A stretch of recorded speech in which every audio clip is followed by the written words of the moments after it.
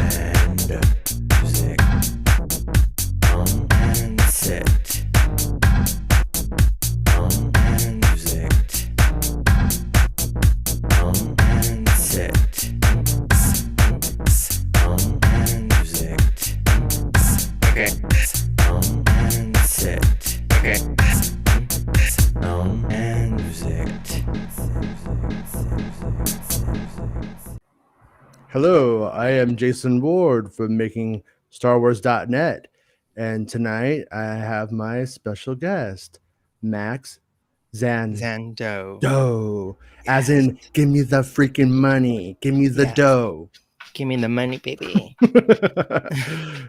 Yeah, I was actually laughing because I figured out how to say your name correctly, and then you sent me the clip, but it's all cool when it says it, and I'm like, I can't say it that cool. Am I saying it right? Yes. Xandaux. But yeah, how are you? Are you awake after last night? Yeah. I was gonna. We were partying or something, but we were watching cartoons. Yeah. It was fun. I had a lot of fun, and actually, I woke up thinking, did I say something that I maybe not every regret? But yeah, that's every show that I do. Jason, no, but why did you do it? Why? I had a lot of fun though. Yeah, me too. I watched Visions again for a little bit today with my son because he had to go to school, and I was like, I hear the kitty. The kitty is that the kitty? The kitty like let me on the show. I told you every time. It's cool. No. I think it's hilarious. The cat's like they're using a box. No, I want to be. Oh, no, the he's cat's like shit. Oh, the cat's like oh, you're the star. Oh, I am the star. Smell this. He's like, I'm gonna take a shit and cover it. Yeah. But yeah, I watched like the first 3 or 4 with my son this morning or this afternoon, and I was like, wow, I missed a ton of stuff because I was just super tired. And you know, in the end, it ends up being like, I don't know why they released that stuff at midnight. I know. Because everybody, my friend was watching it too. And he was sending me messages, and he said that he's going to rewatch it today because he was sleepy. Yeah. So, and actually, I'm going to go back and rewatch them after this, like later, because I'm going to, I think I'm sure I missed something. Yeah. Yeah. So, I mean, my next logical question was, do you have any vision, any designs inspired by Visions coming, or have you thought of anything, or have you made that connection yet? Yeah. Yeah. Yeah.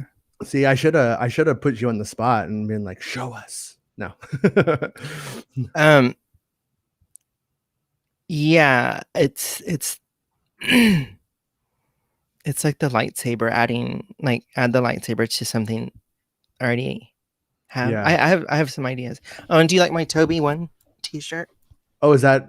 Oh, wow, you already have it. Yeah. Nice. Yeah.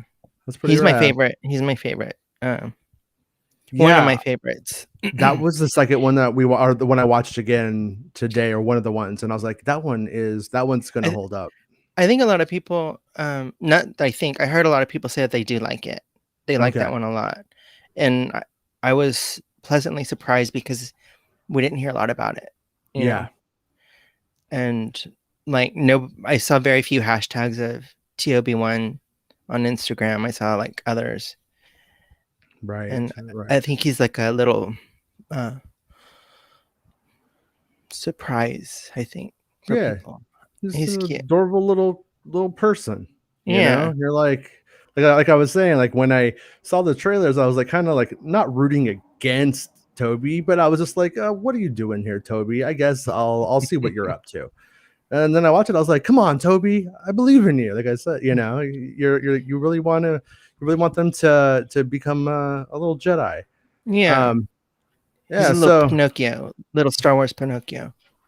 So can you tell us, because like I kind of know, but I kind of don't know, like when you so can you tell us about your process, about how you decided to bring Star Wars in to your fashion, and how you present it, where and what that's like, because a lot of people watching the show may have no clue. Yeah. So I already I'm always inspired by, various things. I was inspired by Warhol and just different artists and different looks. A lot of Japanese, like geisha and stuff like that. But then I also noticed that, and it's not, I just noticed it, but I had always seen it in Star Wars, like the Japanese inspired looks, like with Padme and wow, he must be cleaning up a lot of shit because he won't stop. He's just doing his thing, you know. All right, so but what is my process? So Yeah. It's different each time. If I see something that comes out, like Star Wars releases, whether it be a toy like the masks or whatever, Right. I'll look at them and then I'm like, how can I incorporate this into like my outfit? Can I wear this as like a belt? Can I wear it as like shoulder pads? Mm-hmm. And I forgot. Oh, I think when I first started incorporating it was Crimson Empire. Mm-hmm. It was after Disney transition or Disney purchased Lucasfilm. Yeah. And so I started going back on material that I never looked at. And so Crimson Dawn was one of them because I remember, or Crimson Empire. Crimson Empire, because I remember seeing that as Hasbro, the toys, I think. Was that the pack with the comic book in the back behind the figure? Yeah. Yeah. So that's what I saw first. And then I started going back to Knights of Old Republic. Mm-hmm. And I liked how a lot of they had like big shoulder pads. So I was like, I want to use that for one of my shows. And I did. And it looked really cool. Yeah, do you remember that one? Yeah, I do. And yeah, that's not you, but those shoulder pads, those are out of the 80s sometimes. when they bring that in, they're like, yeah, they're pretty serious about it. And the one that my fashion designer Jen Martini is the one that made those, and that actually like the structure is actually cardboard, and then she covered it with like a fabric to make it sturdy. It was really cool. I still have it. Yeah, I remember when you first showed me that. What year was that? Was that 2015 when I first saw that? Probably, yeah. Because I want to say it was about 2015 that you showed me. It was either that one or the Inquisitor shoulder pads. I remember that one too. Yeah, and then but I was it was kind of funny because there was some hijinks, and I end up seeing everything from episode 8, and I see the Praetorian Guards for the first time, and I was like, Max is on it. I thought about you at that moment. For some, I was like, Max is gonna dig that red. I can see it. Yeah, that was a really good design for sure. Yeah, but like what you did with the Crimson Empire stuff, I was like, oh yeah, this is like lines up. I bet she's just gonna be able to like change out a few pieces, and there you go if you want to. Yeah. Let me attempt, and let's hope that I don't crash in a shitty fire here, because sometimes it does not like me. And I could never tell if I could figure out why it did it, why it doesn't. It would change everything, but there's no rhyme or reason to it usually. But I'm gonna guess that it's this one. Don't share the audio because there is no audio. Let's see what happens. Okay, so all right, and then I have to go back to here on this one. Okay, so we are little tiny people now, and we can see. So this is a flyer with Max on it. Superstar Max. Yes. Me. All right. Wait, which one did it open? Sorry, Grandpa's having a hard time today. We go. Okay. Yeah. Okay. So here we go. So and then this was like a cluster. This was the cluster of photos. I tried to keep the clusters together in That's tabs. okay. So if you look on my left, you'll see the headpiece. It's I wanted to use Kylo Ren's mask and kind of like to match what I was wearing. Right. And I had painted it white and put some stones on it and chains around the head. Yeah. Because the song that I was performing was called Pegasus. And it's kind of like taming a Pegasus with, how they have that, what do you call it? Not a muzzle, but that mouth, that guard that, when you're riding a horse. Yeah, I know what you're talking about, but I haven't read enough fantasy novels, or I'm not rich enough to know what that stuff is. But I know exactly what you're talking about. Yeah, so it was just that idea to kind of tame something. Right. Yeah. And then one well, this is a really cool photo. This is like an album cover right here. Thank you. Yeah. Yeah, and so like that photo shoot, actually in the background, it's a lot round. It's rounder. Everyone said that it looks like I was on Tatooine. Yeah, right. Yeah, that is some tattooing dirt behind you. We should go over to the Mando set and just start digging it up in little spoonfuls, and then we'll eventually have you a Mando set. We'll do it like Shawshank Redemption style, Yeah. And see, I'm breastfeeding there. There we go. Yeah. Isn't that makeup crazy? Wow. Yeah, that is pretty intense. My makeup artist.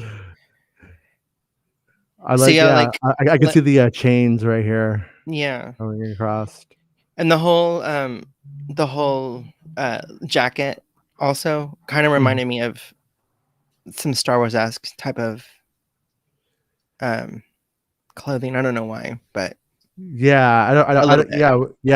I'm obviously, look at me. I'm a slouch. So I'm just like, fashion. Wow. But yeah, it's to me it looks like you are a stormtrooper. Princess Leia became a stormtrooper dominatrix, and she's like, Kylo. And and Kylo smudged her lipstick. And Kylo's like, baby's got to eat. Yeah. But yeah, that's pretty. And it's in the other one that you have the gold mask, right? Yeah. That gold Kylo mask looks pretty badass. Yeah. We were actually me and two friends were in the restroom, and we were like washing our hands and stuff like that. And so I was saying, well, hold the head, while I wash. And then my two drunk friends, they were so drunk they ended up dropping them twice on the floor, and I'm like, no, you're ruining my heads, my Kylo heads. That's like, yeah, that sounds like a poem for volume, a tone poem for volume 2 of Star Wars Visions. Yeah. Kylo Ren, the mask you don't need anymore, on the bathroom on the bathroom floor. You've had too much to drink. Okay, let me share the other tab, Chrome tab. No audio again. Do what I say, computer machine. Okay, and then of course, and the other program I used, when you shared, it would just pop over, and now it's on the screen. Here they make you go back. Oh yeah, it's so weird. I thought I clipped out the. Oh, I thought I cropped it out. Oh no, I was like, let's promote the Instagram. I'm like, oh yeah, let's do it. Thanks. Yeah, well, this wasn't really Star Wars related as much as it was a harem. I was a harem, and so that was just like the concept. And then I don't know, I kept seeing Kylo Ren's mask kind of Middle Eastern looking, and I kept in my mind I kept seeing it like his head or the mask being like those Ottoman coins. Do you know what I'm talking about? I think so. So you like how the belly dancers wear those like their coins are like several, and then Yeah. and you They're hear like them stuck. Yeah. and it jiggles like. Okay, so I kind of thought, well, why don't I go ahead and just spray paint these masks gold and make it like one big belt. Right. And then and for this one I actually this is where we see the gold mask. Yeah, that's one of them. And then on the side of my belt, you see my belt? Yeah, Two. that's You where they got are. 2 of them. Yeah, there's 3 though total. So are these 2 on the side the like smaller versions, and then this one is like the They're I don't like know, the more expensive one, the one that talks? No, that one's I think a part of the Ruby costume line. Okay. Yeah. Gotcha. And so I was humping his head. There you go, Kylo. Yeah, because I loved him so much. Yeah, and that looks really cool. Thanks. I'm actually kind of generally a fan now of Golden Kylo. Kylo, if he was raised by C-3PO, or Snoke wears that pimp ass gold robe, and they wanted to coordinate. Yeah, I like that. That was fun to make. Yeah, it looks really cool. It looks really Thanks. good. You did a good job. Thanks. Wait, oops, that's just straight up normal Google. Okay. And then if I do this right, I think I will pull up the Crimson Empire one. Okay. But you know what? I probably won't do it right let's see what happens. Because it's just this is the way it goes when you're trying to do a show like this. You don't know what's gonna happen. Okay. Well, wait. I think I figured it out. Sure. All right. I did it. Okay, so this is the Crimson Empire comic that we were talking about a few. And that's not me. That's not that, me. And that is Max right here. No. This is Max, No. really toned, really toned. Look at those thighs on Max. Look at those things. Now, yeah. So was when you saw this comic, was this like your first introduction to the Crimson Empire idea when you saw that toy in the store? I'd seen that before, but then when I started getting into costumes and outfits, it kept popping in my head, and I thought, wow, that would be cool. Yeah, because that's like for me, like I knew it was a thing. I didn't pay any attention to it until it was a toy, and I was like, oh wow, it's a toy now. I was like, hey, it makes a pretty good toy. It's awesome. And that's just I had worn that Crimson Dawn inspired outfit, but this was just like a FYI because that's what my face looked like for one of the shows. Gotcha. Kind of like Bram Stoker Dracula. I wanted to ask you earlier. I meant to ask you on the first one. How long does it usually take you to get your makeup like going for a performance? Does it just vary depending on what's going on, or is it? So the makeup artist I had, her name's Kyla Moreno. And she would do all of this and my hair, and so it would take about 3 hours.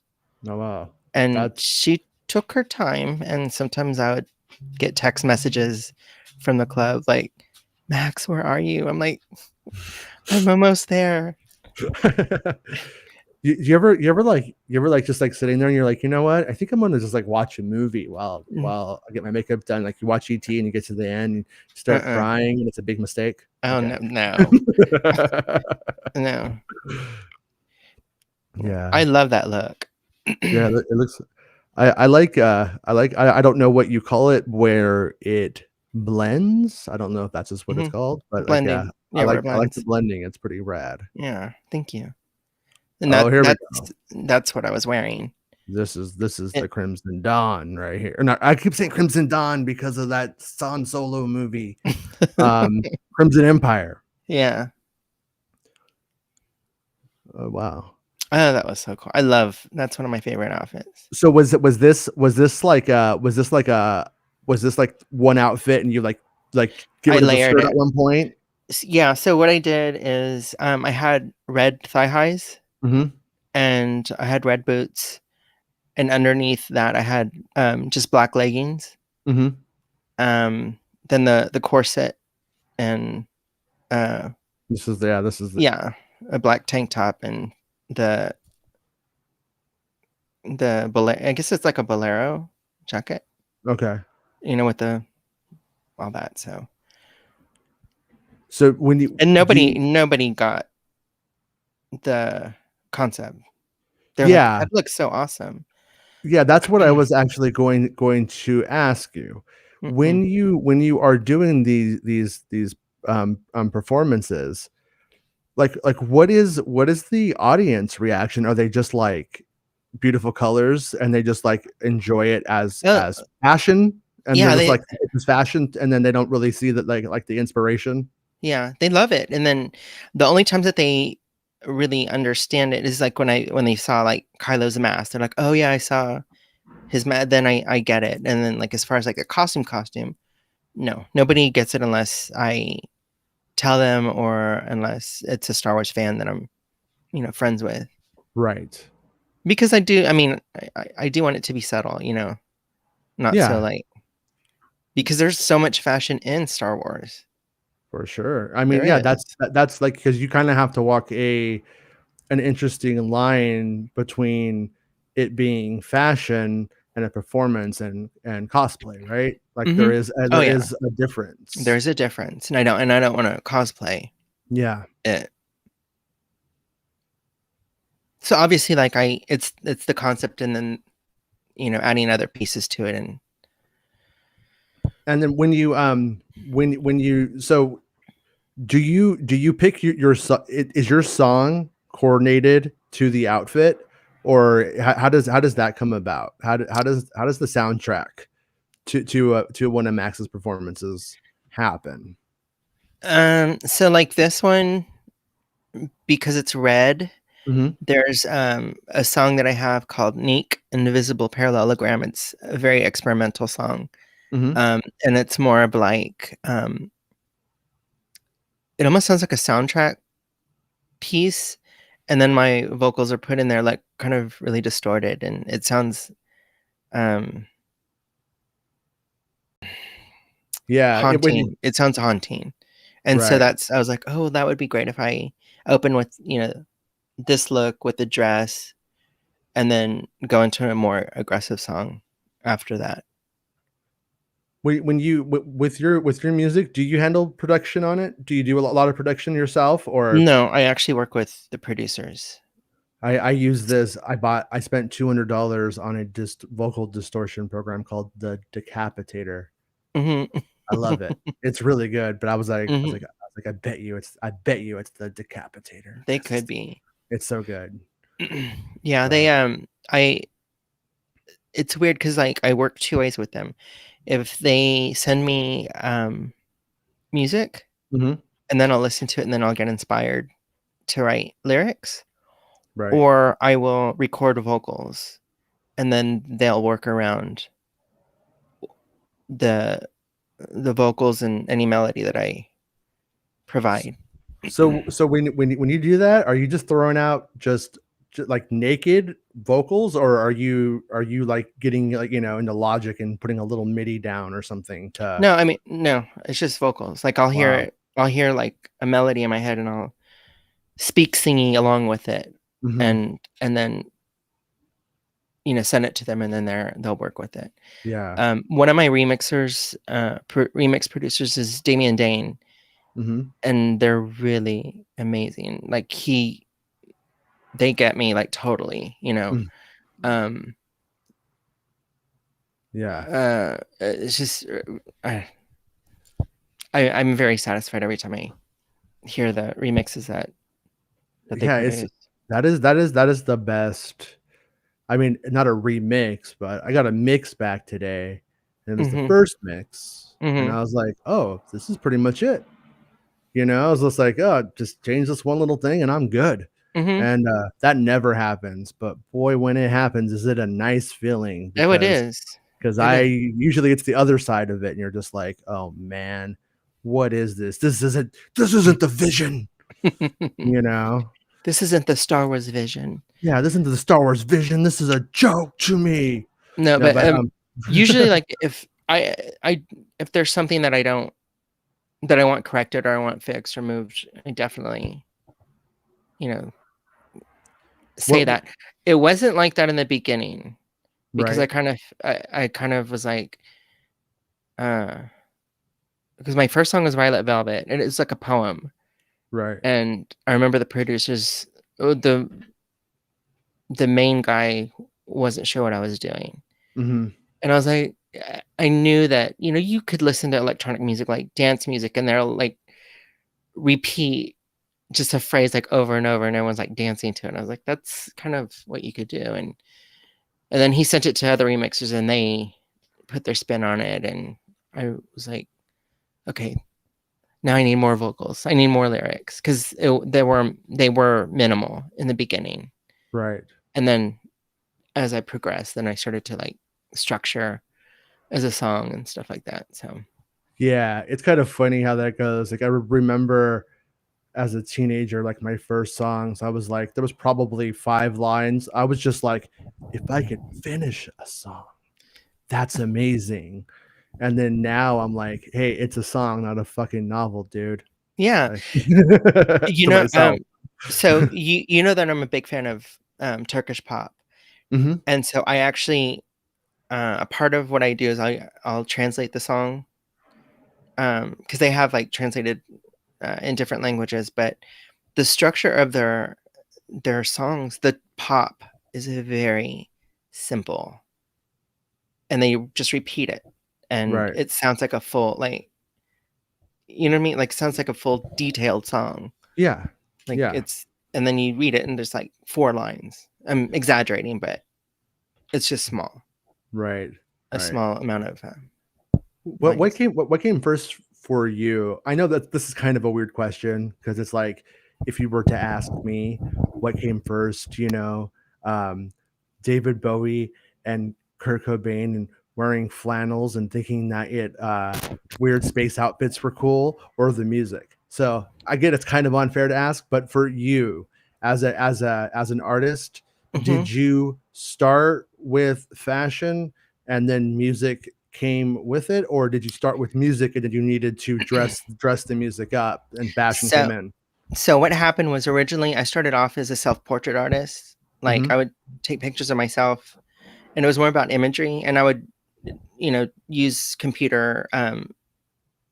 to computer editing, like to create an image. And Mm-hmm. actually I ended up using that as a lot of my outfits because some of them were very abstract. Yeah. And then so I was working with a lot with abstract imagery. Mm-hmm. And then one of my friends, Tony Rio, who's a fashion designer, came along and he's like, maybe I could like make you some outfits. And then we started to collaborate and then we started photographing those. And then I would edit those and I would actually sell them in galleries, Oh wow. the photographs. Yeah. And then I went back to the abstract pieces and stuff like that. And then that's why I call myself a self-portrait artist in the beginning. But then I wanted to give those characters a voice. Mm-hmm. So then I started to write lyrics for each of those characters. And then that's where it started to, and then my makeup artist came, like everyone started to gravitate towards each other. And then there was another time when I wanted to do short films, short Mm-hmm. movies. And so we did like fashion with uh, a couple of short films. And Yeah. so I've acted and performed and it's Is fun. that what I was showing in the beginning a little bit of was that from what was what I showed at the start of the show? Okay, so that was my third single. Mm-hmm. That's when so I had first worked with a few producers. First was Violet Velvet, then Chameleon, and then the third one um I met. He was my friend originally, and I didn't know that he produced music because his name's Fernando, and he goes by Black Cat. Mm-hmm. So we had a screening of one of my videos here in Houston, and I think he started to see or understand what it was that I was trying to do. And he's like, if you ever want to work on something, we can collaborate. And so Yeah. I said, I'm going to send you these very simple, minimal vocals, and I want to see what you do with them. And that's the video that that we did. That was similar to another song that he had worked on for somebody else, and I liked the way it sounded. And actually, the video itself was not Star Wars related. It was actually inspired by Joan Crawford's movie, Our Dancing Daughters, which is from 1920 something. Okay. And I grabbed a whole bunch of friends and we dressed up in 1920s. And that video actually won an award for Best Latina Director in Houston. I was going when I first was watching the clip, and I cut out that first 30 seconds or whatever. I was going to start it by saying I had proof that you were a vampire, because look at this old timey footage from 1920, and you haven't aged it. I haven't. But if you have to do something like that, but it has to be, you have to do the Star Wars one. We need the whole all 9 films told in now. through song, dance, and costume. No, this honestly, like this Visions thing, because I already have Japanese inspired. Like I have kimono, and I have. So that's why I started off making that head of one of the troopers, and I was just like, oh my god, I could do some stuff with this, I think, and it just got me excited. Yeah. I'm gonna throw up another image. I shouldn't say I'm gonna throw up. That sounds bad. That's why I'm gonna put up another image, and it's all the cat shit. I can't stop throwing up. No, okay. Here we go. Chrome tab. All right, share. All right, now computer, you share. All right, there we go. Yeah, right. That's one of my favorite looks. This one could be in a Star Wars film. Like I could, right? I could see this being in like a cantina or something. Sans the apparent mask, but or she's like she's head of something. She's head of kind of like a gangster or something. I don't know. She could do something. Yeah, no, I mean it's punk rock Cleopatra. And we got our Kylo mask here on the side. Is this stuff heavy right here, or is it actually not heavy? No, actually those are like the coins that I was talking about. Okay, I see. Because that actually is supposed to go around your belt or your waist, right. But Kyla had said, "Oh, let's put this around your neck." Yeah, that's what they would do, and Star Wars would do that. I agree with that. Here you go, rocking out. And where do you know where you're performing here, or do you usually Barbarella? Barbarella? Yeah. Okay. Yeah, and I was I had a massive crush on somebody during that time, so that was my way of expressing myself from afar.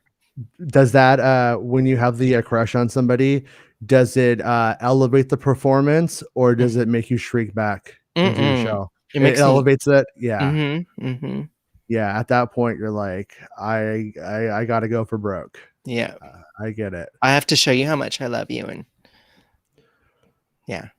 Whoa, this mirrored image is pretty trippy. Thank you. That's one of my favorite looks, actually.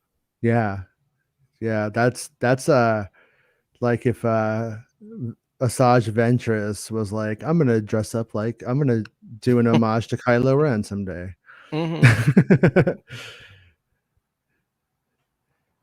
Yeah. And then that's pretty cool. That was a crazy night too. Really? I remember that night. Yeah. That was okay. You're all, I remembered I was hungover for 2 days. No. No. Are you to the point where hangovers aren't a problem for you anymore? I had it, I don't have lost hangovers it, anymore. got it back, and then never ever could get it back. Now I'm like, I have a couple of drinks at all. The next day I'm just like, I don't feel good. I just don't feel good anymore. I'm too old. It's called sleeping it off. Sleeping it, yeah. Yeah. Just stay asleep.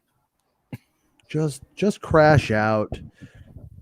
So wait. Okay. Why did this thing do that? Because it does what it wants. Okay. Oh yeah. So okay, so this is where you are clearly a Sith Lord. Yeah.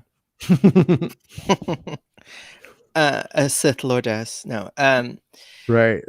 So all right. So this is a part of the whole like Kira. No, I'm sorry, Solo. Mm-hmm. So I was first of all, I love Solo. Yeah. The Star Wars story. I told you that over and over again. Yes. And then when I saw the art book, I was like, holy shit, this is awesome. Right. And there's this one scene, if you recall, all the people at Dryden's party or whatever. Yeah, on Dryden Voss's fancy yacht. Yeah. So they had like all of these women dressed in beautiful gowns with the Princess Leia buns, and I was like, that's fucking awesome. Then I can wear these buns and it could be Star Wars, So it actually inspired me to do like a whole bunch of different looks with the buns. And this was actually a show I was supposed to perform this evening, that night at my friend's party, and it just kept going on and on and on. And the party was,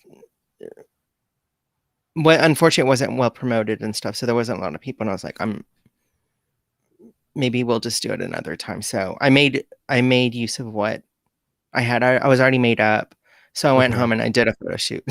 Okay. And I used my art, projected it on myself, and that's how. So this is a projector. Mm-hmm.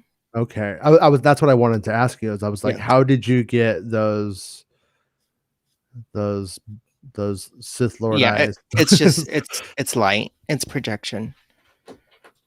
Whoa, this is very Ula. I don't know if that was the intent, but that looks that does have a very Ula vibe to it, because it almost looks. But I could see how it's the Princess Leia buns and everything. Yeah, that's pretty rad, though. Yeah, thank you. I actually want to print those and like enlarge them. Oh yeah, I was gonna ask you. I was like, is this the prints that you sell? Is it generally, is it kind of like in this vein? Is it kind of like, it's pretty rad. Thank you.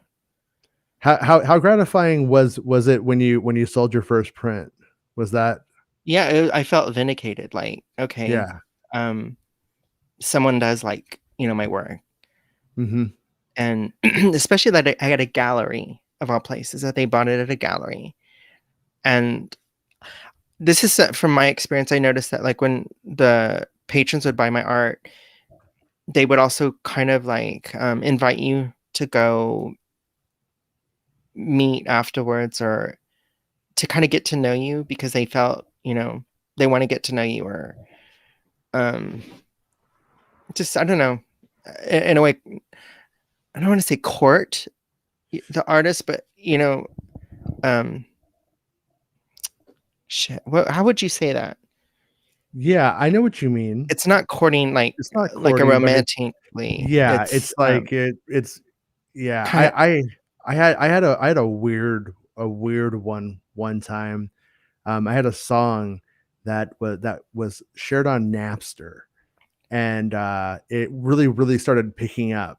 And then as it picked up, it got renamed to a Weezer song, which it wasn't. And then it had like it was everywhere. Really? Yeah, and I had someone who wanted to meet me, and we were at a party, and remember like Frank Zappa's kids are there, and I met his daughter, and his daughter's like, Diva, I'm charmed. And I was like, that's weird. That's weird that somebody's name is really Diva, but cool. And then but anyways, this rich person is like, hey, I want to show you something.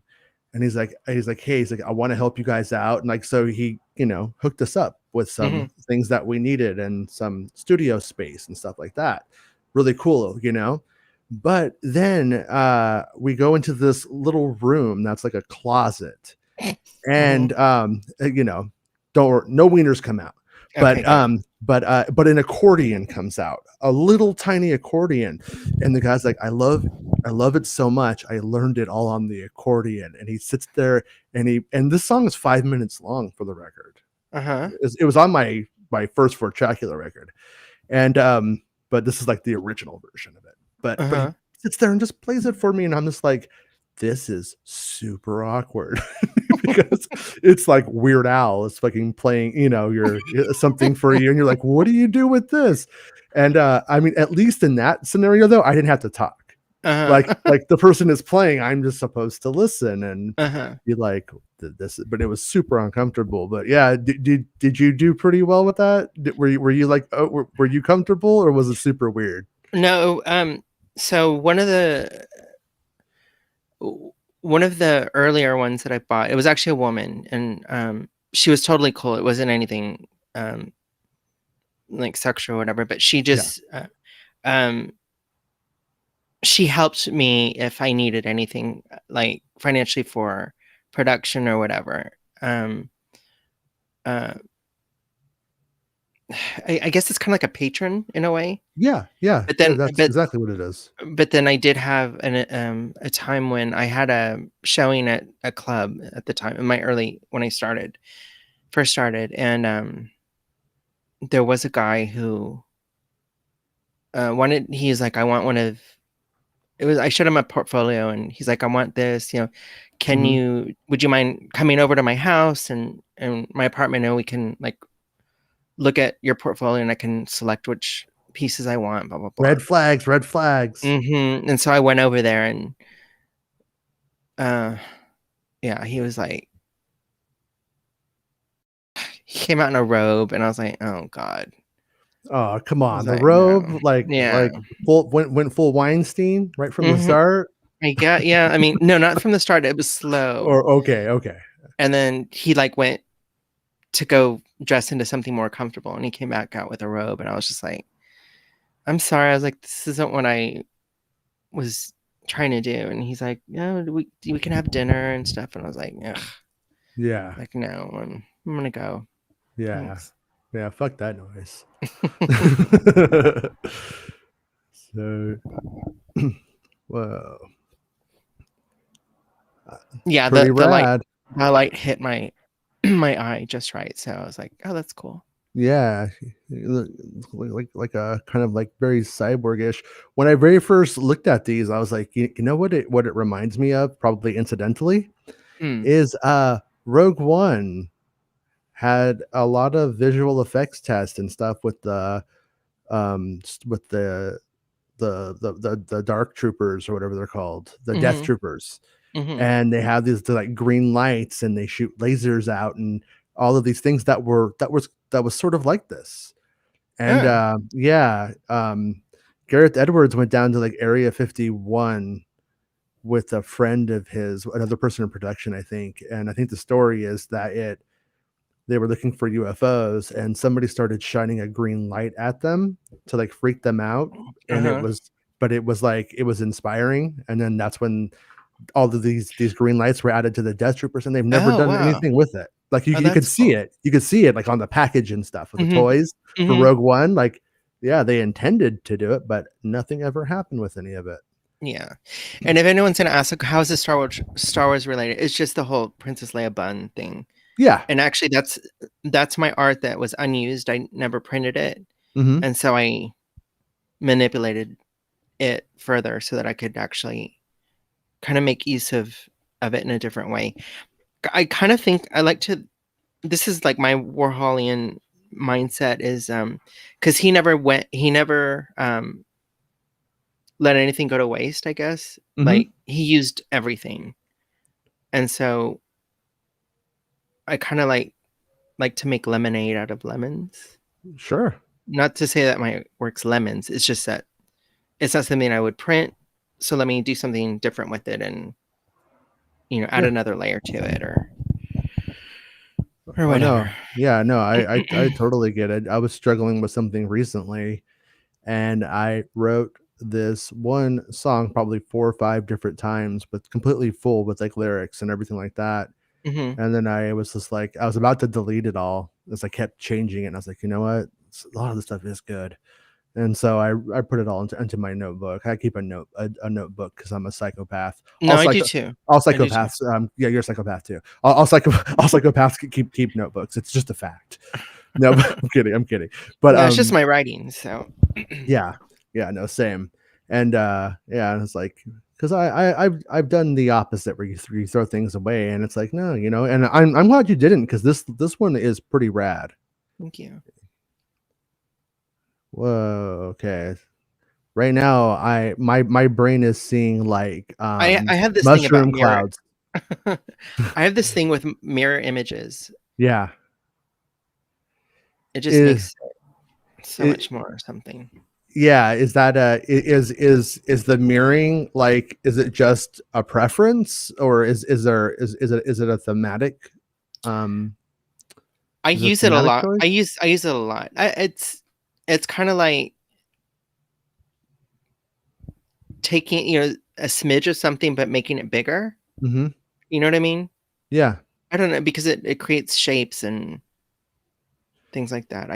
I've always been a fan of it. Well, there's that old adage in music that I'm sure applies to everything, and that's that repetition legitimizes. Mm-hmm. You know what I mean? And so on one hand, not to say there's anything illegitimate here, but you know what I mean? It's like you do it and you're like, yeah, okay, now your brain is just like, yeah, now we have something, we have a pattern. Yeah, pattern, yeah. And right here and it just makes it bigger. We have a very beautiful clone Max. Thank you. Yeah, I like all of the stuff that you have done with purple. And actually that kimono is my art that I printed on fabric. Oh wow. So there's everything that I have is like layers of layers of layers of layers. So it's not just one thing. Our buddy's here. Hey, how's it going, dude? Hey, Matt, I was just chilling with my Ghibli friends. Oh. I live the whole bohemian lifestyle, so I don't wake up before 12 p.m. or 8. Oh, I didn't. I woke up at 1. I'm joking. Oh. I'm at the Met Gala. I don't know if you noticed, but I'm at the Met Gala. Man, dude, well, you live the big time life. I mean, we're talking about fashion. I was like, oh, I know nothing about that. I'm at the Met Gala. 2 weeks after it happened? Right now, they're asking me to leave. I won't leave. I sold shirts to Walmart. I don't know if I know about fashion. I know the horrors of it. There's a chat. There's a chat. Is there a chat, or is that something else? No, there's not really a chat. Oh, okay. Yeah. There's. It might be coming on. I'm not sure. But yeah. Anyways, what are we? Okay, so back to the picture show. We got. All right, here we got. This is Leia Goes to Spain, as I call it. That's actually a Chinese dress, I think. Okay, yeah, you're right. I mean, obviously you're right, but yeah, I see it now. And don't you like my earrings put in the yeah, in the buns? Yeah. Yeah, what the fuck, Alderaan? You guys had thousands of years to figure that out. Well, the ears are covered, so you can't put, the earrings on your earlobe. So stick it in your buns. Yeah, stick it in your put it in your buns. Well, that's what I always do. Alderaan is just low rent Naboo. So, yeah. It's Naboo for the nouveau riche. What blew up, so it's gone. It's kind of a Naboo tax haven,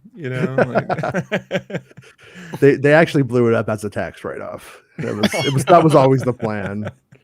God, you figured me out. Damn it. Yeah. This is the one. I think I used this one in the featured image of this show. Yeah, this one's pretty rad looking. Thanks. But what's it called? I always forget. I'm so dumb. What's it called? Like that dude from Watchmen. Rorschach. Yeah. It's like a lavender Leia Rorschach. You know. What is this on your neck right here? That's actually it's a necklace. It's from Turkey. Oh wow. My aunt gave that to me. Have you been back to Turkey recently, or since COVID have you had to stay away? No, I haven't gone back. But when I went in 2019, the last time I went there, I performed at a club. That was so fucking satisfying. Yeah. Yeah. It was one of my dreams. What is the Turkish club scene like? They play a lot of American music. Okay. Yeah, and the one that I went to is more like they play like a lot of electro music and synth 80s. Some of the DJs were from Israel there. Yeah. And actually after my performance, a couple of the Israelis DJs, they were like, you need to come to do a show in Tel Aviv. You would do really well because they listen to a lot of your music like yours. Right. So I said, oh yeah, I wanted, and so I was going to try doing that, like make a plan, and then COVID hit and I'm like, fuck. Hang out with Tarantino. Huh? Tarantino, like he's been living in Tel Aviv with his wife. Like oh, has he really? Oh, really? Year or so. Yeah, that's where he's been the whole time. Oh shit. Yeah. Yeah. Is it why?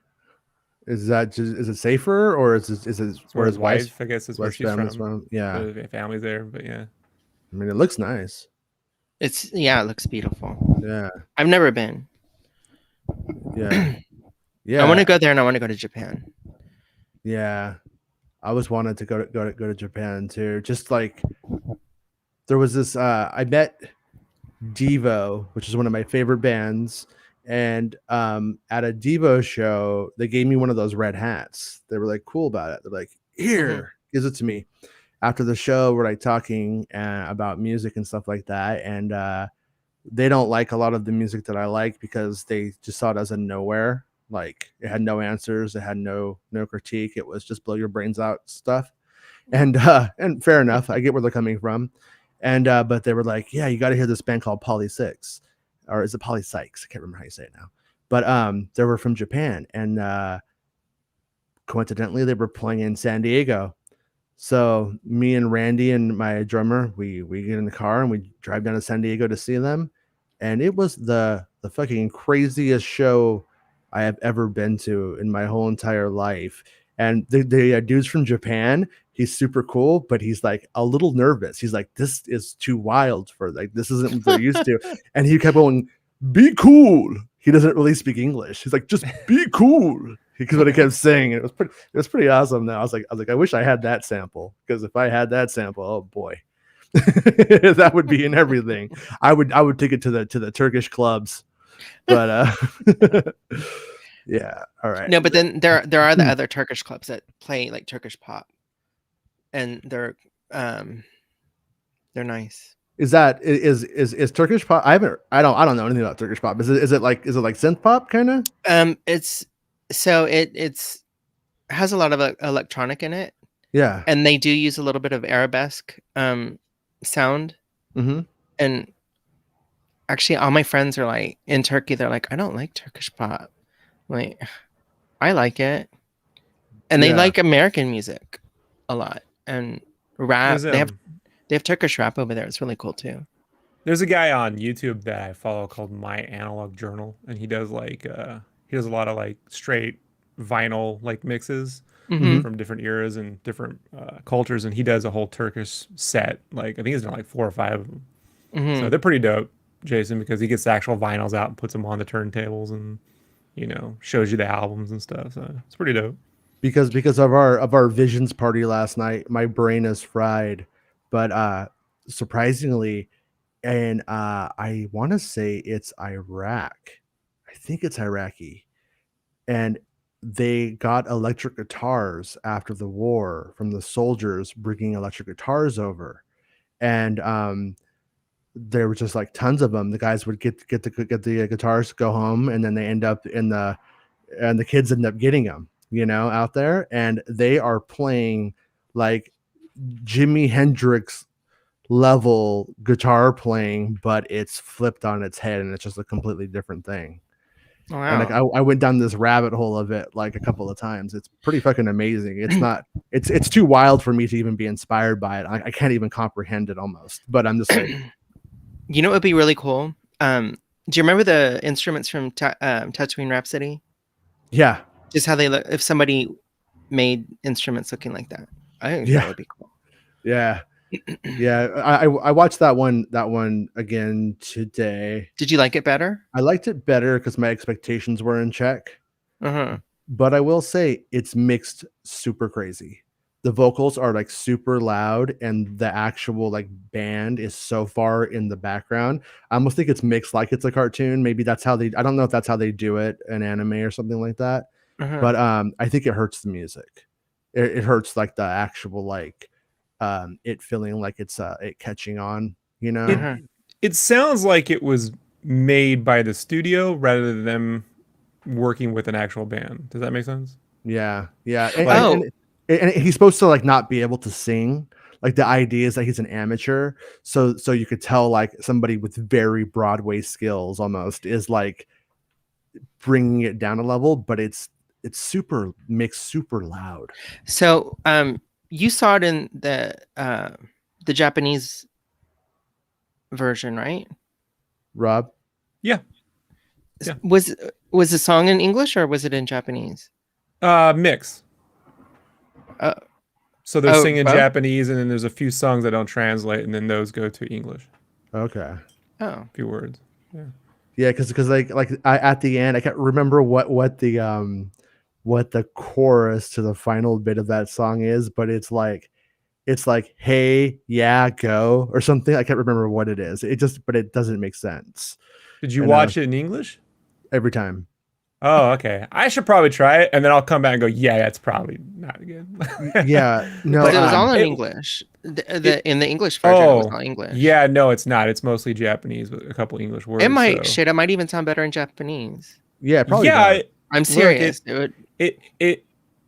Guys, I don't understand the need for like imagine watching Lion King. It's fun to watch other movies in different languages, but I do prefer the language it was originally created, because I understand. Yeah, but it is difficult because in the subtitles sometimes you wonder, that's not what they're ever really saying, because it's always like and you know what the thing is, like I started to learn Turkish, and I've watched shows, and I know that that's not exactly what they're saying, but like they'll flub the words a little bit. It still doesn't feel like it's a J-pop band that they teamed up with. Like if like in Kill la Kill, they actually got it's Hiroyuki Sawano is the composer, but when they team up with people for the theme songs, those are actual bands, that they pick up songs from. So it's not there, but it's still catchy. I agree with you. It would have been amazing if it was more like a Jim Steinman, album in Star Wars. Like it just kind of like played like Streets of Fire or something, like. But like when there's the like the transition scene moments, you think that there would have been songs that connected into the next, and there just simply isn't. I think it's also trying to be Star Wars and this extra thing, and I feel like it should have been the other way around. The music and then with some Star Wars, right? But my wife can't stop laughing every time she sees like the Thorians or anyone like like watching Star Wars characters dance. It's pretty fun, and not like in that lame Xbox 360 Connect way. Right? Yeah, like when they take it too seriously, like Han Solo's doing the moves, like it's like, no, don't Don't turn this into a ABC a high school teen movie. Like, don't do that shit, please. Yeah, never looks good. No. As I'm looking at Max in this photo right now, I can't help but feel like me and Rob, we show up. We're in Texas. We're new here. We don't know anything. We're we in don't Texas? know anybody. We're in Texas. No. We're in Texas. I'm in Texas. Yeah, she's I Texas. know, but I can't do it. Yeah, no, and we go in, and then all of a sudden Max is there, and she's like, "You guys want to play? You guys want to play Pai Gow?" And she like hits a button, and like a casino opens up, and it's like a whole Star Wars casino. It's Club Obi-Wan. It's Club Obi-Wan. Now I'm in Texas. Like, now I go, and then I get to throw a spear into a man's heart, right? And light him on fire. Wait, no. Yeah. All right. Yeah, no, it's pretty rad though. Yeah. So okay, we have anything left in this cluster? Yeah, on this one right here, I like this photo, and I tried to make it the featured image, but obviously featured images are portraits, so I turned it on its side, and I was like, this just looks sleepy now. it looks like it's like time to go to bed. I was like, that's not gonna work. I was feeling sleepy. No, I'm just kidding. Yeah, I actually look a lot like my mom in these pictures. Yeah, I've seen photos of your mom throughout the years on Facebook or Instagram or something like that, and yeah, you really do. Because she had like thin eyebrows, like in the 70s, and I always I have this thing about thin eyebrows. Yeah. And you didn't even so I'm wearing blue eyebrows today because of TOB1. Oh shit. Yeah. Okay, wait, hold on. Here we go. We have it on the spot. There we go. Yeah. TOB1. Pretty fancy. Cool. Thanks. All right. And then oh yeah, that's a part of that other imagery. This actually kind of reminds me of very Bjork also. Yeah, it this reminds me of if I'm not making fun of it, but it's if Bjork witnessed a murder and it was Revan. Revan did it, and they were like, but Bjork has lost the ability to talk due to trauma, and so they're like, Bjork, who was it? And then Bjork makes this picture. That was very Bjork of you. Like the whole story. Like, yes. Yeah, I would love to play a character. Well, who wouldn't, right? But I would love to play like a Sith witch or like someone of power. Yeah. And then I don't die. Right. First movie out. Yeah. Gone. Am I locking up? Okay. Ooh, that was close. No, Melon gets a little shaky. Yeah, Melon knows what it wants. Thrawn Talk says, "Hey guys, how's it going, Mr. Thrawn? I meant to text you back, and but I was trying to take a nap. I failed. Last night. Remember how I was bitching that the coffee wasn't working? That your fingers were itching. My fingers were itching. Coffee wasn't working. I got into bed, and oh boy, did the coffee start working. Are you serious? Oh yeah, it just decided to work like way later. So I basically like put my head down, woke up, and it was the alarm. Time to get the kids up for school. You know? Did you really? Mm-hmm. Oh shit. Yeah. Right now I am running on fumes, but well, I'm not as bad as I was last night though. No, because like after the live stream, I was like, I need to eat something, and I went and made something to eat, and then my roommate went and got up to get ready for work, and I was like, oh shit. Girl, we're at that time already. And then this is what I was talking about. Yeah. Yeah. And I like the whole idea of the women wearing these really beautiful gowns and the Princess Leia buns.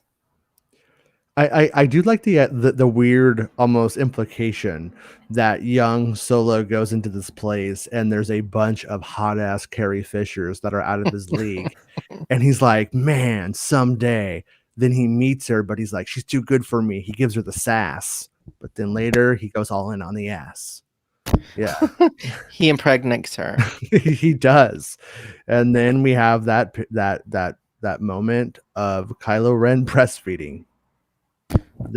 Of me, yeah. Yeah, that you so eloquently depicted in a photograph. Okay, and then we have one more cluster of photos that I put together, that you put together, and I threw into a tab, and hoping that nothing crashes. It should be the Kira one, I think. See, here we go. Don't share that audio, because there is none. I don't have audio. Okay. So, how do y'all get your backgrounds like that? Do you have a green screen? Yeah. Or is it? Yeah, that's where y'all really are.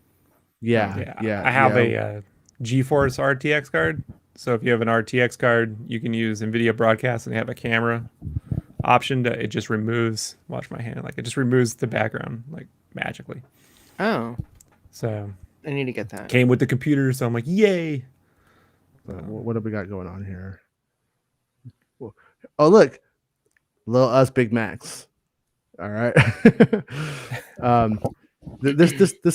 This program, it just does what it wants. Yeah, it won't. It remember before we were like all lined up. It just says no. Yeah, it says just, no, bitch. It says no, bitch. No, bitch. No. My favorite, one of my favorites that they won't show now. Okay, let me put this one back. That one. Yeah. Rob, do you remember that look? From the movie? No, it was from the art book of Solo. Okay. Yeah. Okay, so the Solo art book I do not have. You don't? Oh. I know, right? You'd think I'd own all the books, but at that time I was like, no. Oh. Yeah. I think I sent you a picture of it, Jason. Oh. Okay. Yeah, now I'm like, oh, for the show, I got to buy the books again. Damn it. Like, so I'm getting caught back up. I do remember this, like your costume is way better, but in the art book they have this concept of Chewie, and he looks like if you take a dog and just like woo, like to his hair, and it's like, oh, wasn't it sticking up? Yeah, it's hilarious. Yeah. I've seen that, and I'm like, that I need framed. Like that would be great. I wish they had that. Yeah. Max leaves here like, you know what? I have to incorporate that into my designs. Ruins a whole career. It's over after that. That's what happened to cats. People, you're like, no, this is Chewbacca inspired. They're like, I think Max is doing meth. It's meth baka. No, I actually do the oh god, what's her name? The one in the duel when she she removes her hood and she has that Bride of Frankenstein hair. Oh, right. But instead of the Chewbacca hair, like even further out. Yeah. That's kind of a joke. You're supposed to laugh. In my I don't know what you call it, my stupor last night, I started like imagining how cool it would be if Questlove came out with that before he played drums, and then he removed it, and then his hair came out like that, and then he started fucking playing the drums. I was like, that'd be a pretty good entrance for that guy.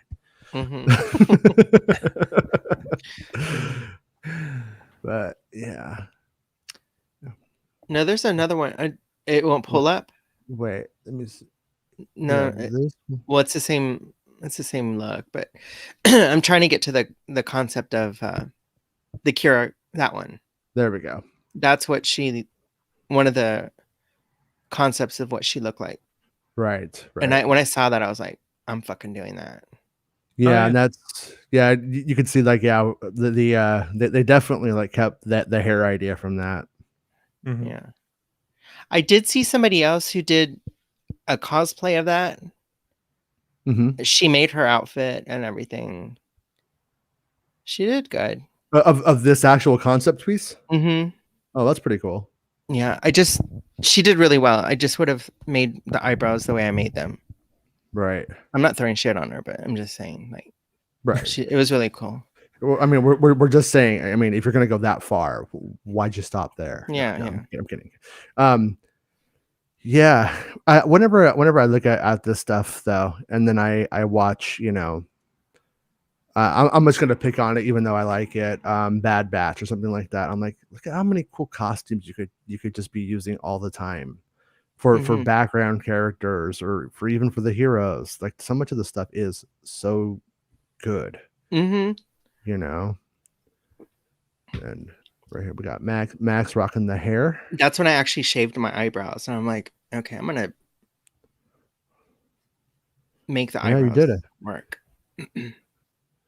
My mom was so pissed off at me. Really? Fuck yeah. She's like, why did you fucking shave your eyebrows?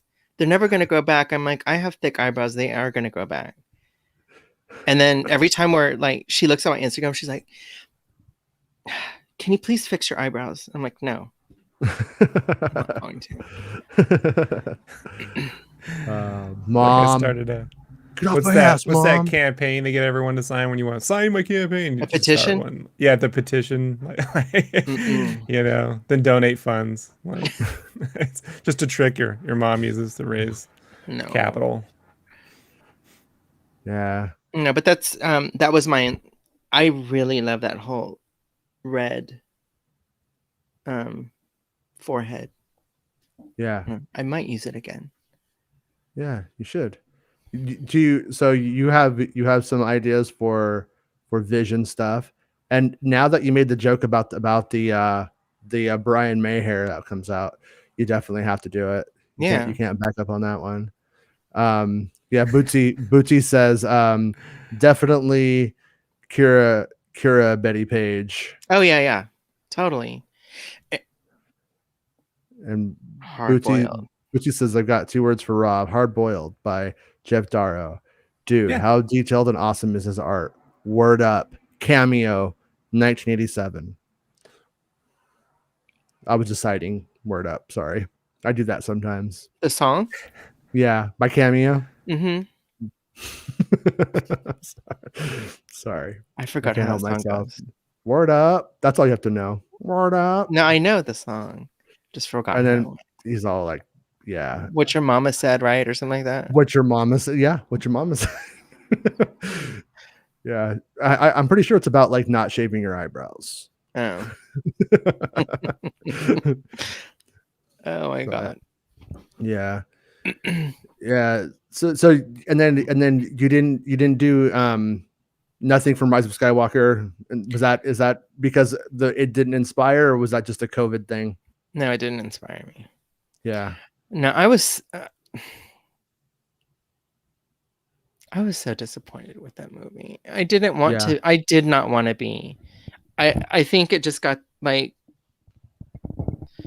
Yeah. I'm sorry. Like once Carrie passed, it just like it was gone. Like it was like they tried too hard to work around it, and you just couldn't. And so okay, I do a ride share is work right now, and I had one of my second passenger. He was a Star Wars fan, and because I was telling him that I was tired from the night before, and that we did a live stream, and he's like, oh yeah, about what? I was like, Star Wars Visions. He's like I like Star Wars. I just then kind of went off on the sequels. I'm like, oh, okay, yes, I get it. But then we agreed on a lot of things, and I kind of accept it because it's just, I mean, they fucking made the movies. That's it, right?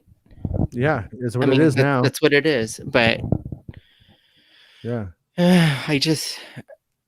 I saw that like I always normally see Star Wars movies more than once, like 5 times more. I only saw that movie I think once or twice. Yeah, there are elements, and I love Solo.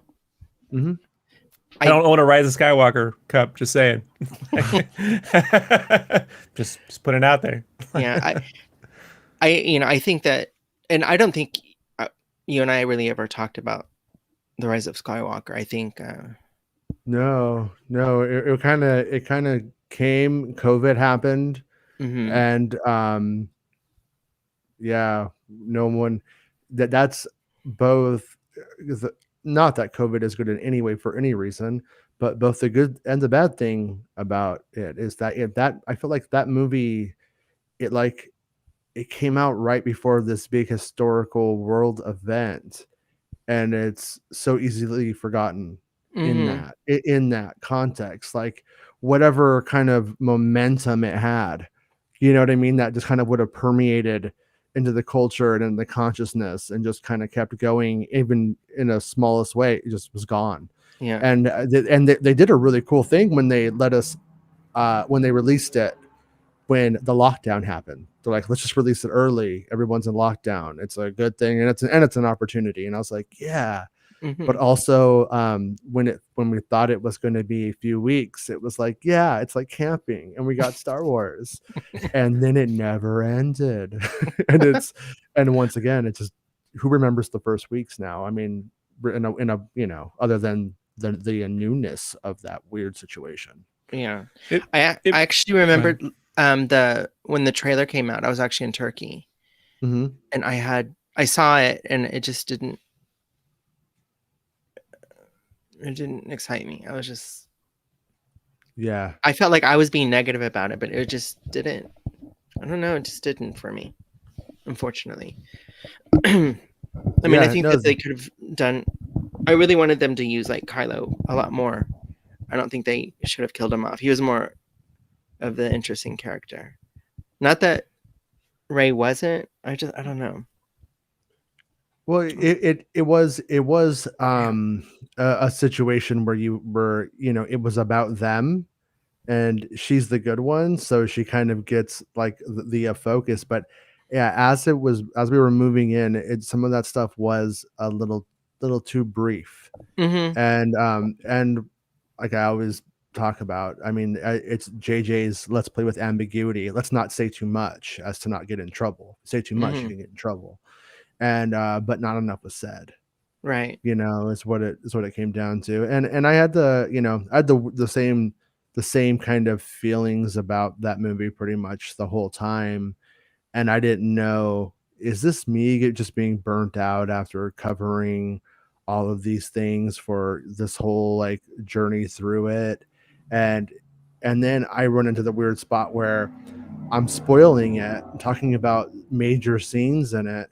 And a policy I have to myself is not that I can't be critical, not that I can't point out things that are completely wrong, but I do, when I'm spoiling something, I try to be on its side.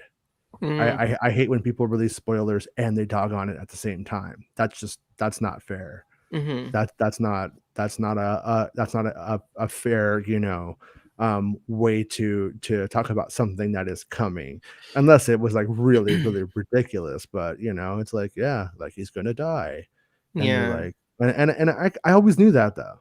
I mean, that was one of the things where I know a lot of people were bummed about it, but I mean, I just knew, like, when you kill Han Solo,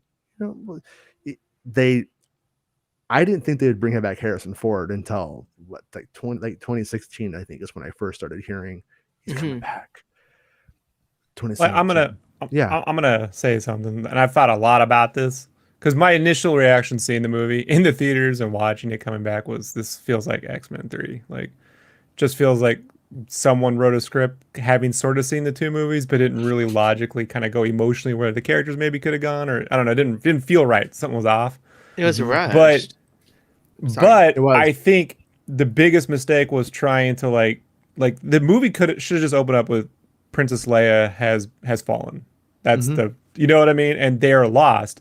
And at the end, when she defeats Palpatine, if they still had to do all that stuff, just bring everyone back as ghosts, like Han's there. I mean, I know it don't make any sense, but that would have gotten the whole audience, like they're all together.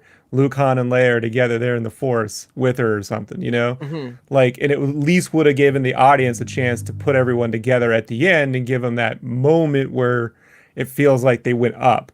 But they're not really lost or stranded in the beginning. It just feels like it doesn't know what it's trying to do. Yeah. And so. Yeah. No.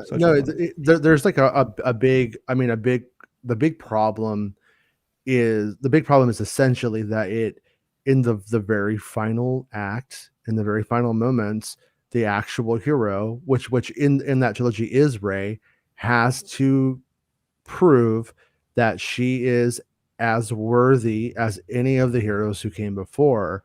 Which, you know, it's like when Luke Skywalker shows up at the end of Return of the Jedi. They originally had Obi-Wan and Yoda showing up, and they helped him, and they scared Palpatine, and then Vader was able to pick him up and throw him into lava. But that's not really much for Anakin and for Luke, and especially for Luke, who decides like, I'm gonna just throw down my weapon kind of thing. So anyways, they needed to give Rey that moment. But what they did was they wanted to do the callback. And by doing the callback, they reminded everybody about all of these other motherfuckers who they all like too. And then then he doesn't show it. So like when I'm like talking about, I'm like, it's all audio. I know they just recorded you and McGregor. They like did that. No, he's not there. He just did audio. You know what I mean? And like reporting this, everybody's like, no, that can't be. That doesn't make sense. And it's like, no, it does. It makes perfect sense. It's a bad call. But that's exactly what's happening. And somebody did recreated it and did an excellent job. It looks pretty rad. It was cool to see, but it does thematically step on its own toes. It does rob Rey of her moment, if you will, where it's supposed to matter. But at the same time, that moment isn't really that powerful anyways. She's just kind of like, oh, so you're my grandpa? No. Well, to get back to what we were all talking about last night, like with the Ocho episode of Visions, when her sister says you're not family, right? Mm-hmm, mm-hmm. That stings way more than if some Imperial officer told her that your family doesn't love you.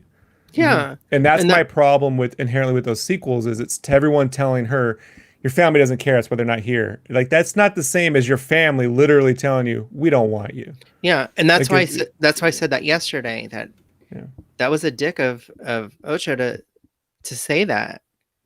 I was like, when she said that, I was like, what an asshole. Yeah. That's really mean. So what I'm trying to say is that it's not personal, the films, right? Like, Rey is Nobody is a statement. It's not a personal thing. It's not like your family has literally abandoned you. It's everyone telling you about what your family did, but you don't really know.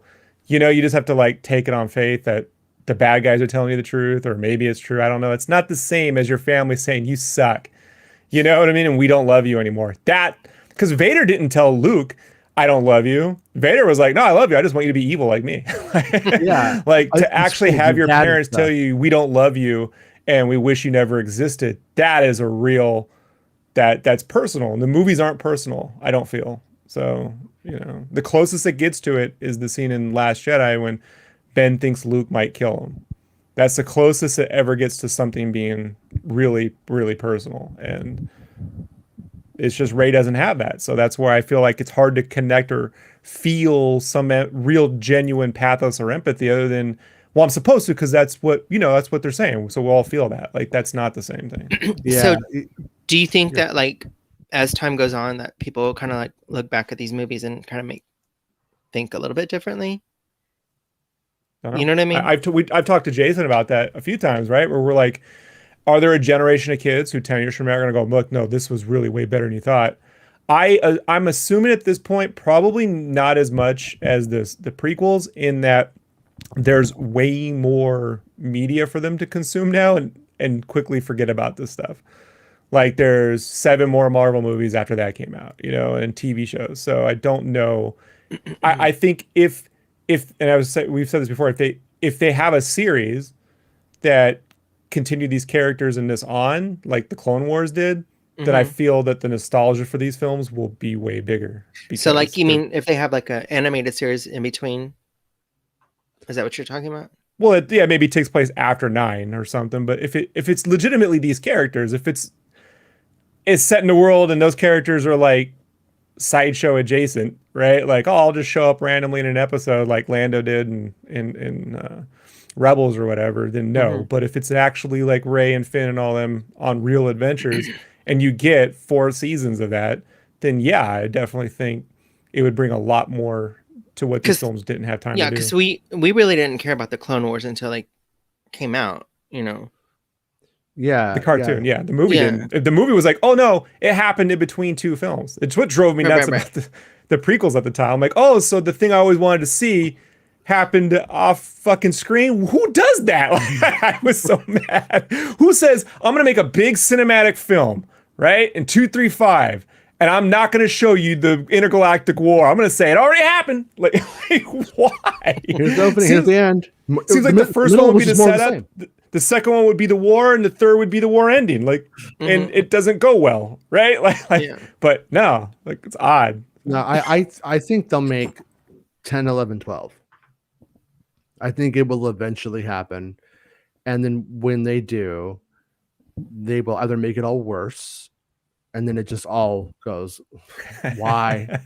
or they actually make those moments, make those things better, give them more reason. Like, for instance, to go back to the Clone Wars thing that you just brought up, Maul coming back on screen has no explanation. It's completely fucking like, just don't ask us. Just don't ask us and let's have fun. Right. And it's both fun and annoying at the same time. But by the time you get to Star Wars Rebels and Maul's in there and he's fighting Kenobi, nobody's asking how he came back anymore. Right. But that's also a chance for a missed opportunity for someone to win an Emmy, right? Because like there's one episode someone could have wrote that was very, very minimal dialogue and just Maul surviving that fall, right? And climbing out of there and using his hate and anger to survive, right? And like someone writing that episode could have won a major award if they'd done, but they're not thinking like that, you know? No, but they essentially wrote that episode. That's what's even weirder about it. Did you ever see the Spider-Man episode? No, I told you I haven't watched any of that stuff. I worked on the shirts, but they told me not to watch it because they didn't want me to use things from the watch shows. it. No, basically, like, yeah, you end up finding Maul and he's living on a trash planet in a hole, and he's a spider, and he's out of his fucking mind. He's just like this primal evil beast, and he has like a snake that lures people into the cave that he eats because he's a fucking psycho.